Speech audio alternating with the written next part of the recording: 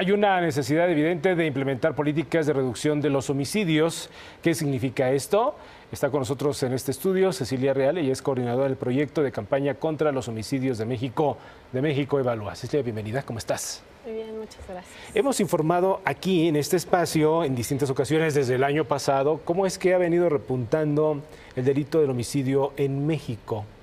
Distintas voces se han pronunciado, hay cierto reconocimiento de la autoridad de este tema, pero lo que es un hecho es que no sabemos cuándo vamos a tocar fondo como sociedad sobre este punto. ¿Qué dicen ustedes?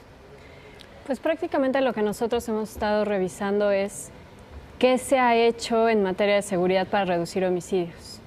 Si bien todo el mundo habla de homicidios, todo el mundo habla si aumentan, si reducen, y en base a eso estamos midiendo la estrategia de seguridad de las autoridades.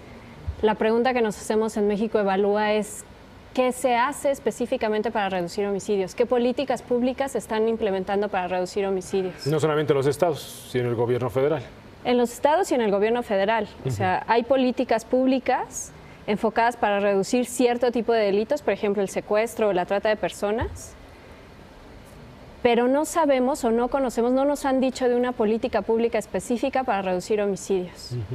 Y eso nos parece muy raro, porque si la política pública del país en materia de seguridad se está evaluando en base a los homicidios, ¿por qué hay o no hay una política que se dedique exclusivamente a reducir homicidios? Y eso no es exclusivo de México. También en América Latina se han hecho estudios y no se encuentran políticas enfocadas en la reducción de homicidios. Y en otros países sí, supongo. En Estados Unidos, por ejemplo. Hay políticas públicas en Estados Unidos para la reducción de homicidios que han sido bastante exitosas. Entonces, ¿y qué toman en cuenta? Es decir, ¿qué están haciendo ellos que nosotros no y que podamos aprender? Hay que revisar bibliografía y hay que revisar, pero por ejemplo ellos toman en cuenta que los homicidios ocurren de forma muy focalizada. Entonces empiezan a implementar políticas, una de ellas muy exitosa se implementó en Boston, se llama el programa de Ceasefire, y lo que hicieron fue reducir homicidios en el territorio donde estaban ocurriendo. O sea, no es necesario implementar políticas a gran escala, sino entender bien el fenómeno y empezar a elaborar políticas públicas que reduzcan los homicidios en donde lo queremos, en donde le estamos identificando que está ocurriendo. Sí.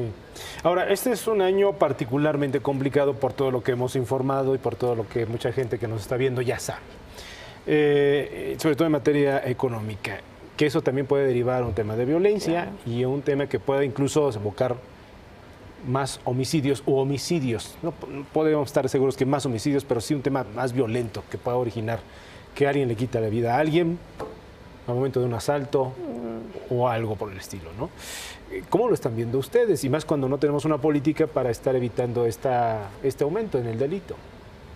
Nosotros vemos a los homicidios como la máxima expresión de la violencia, ¿no?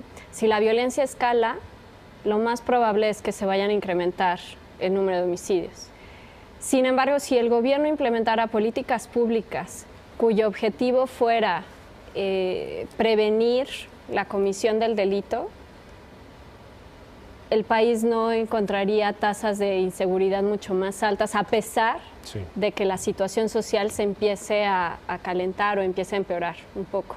Y una de esas cosas puede ser que reducir el índice de impunidad en la comisión del delito, que con el nuevo sistema de justicia penal se empiecen a mejorar las unidades de investigación para resolver los homicidios y entonces empezar a disuadir la comisión del delito.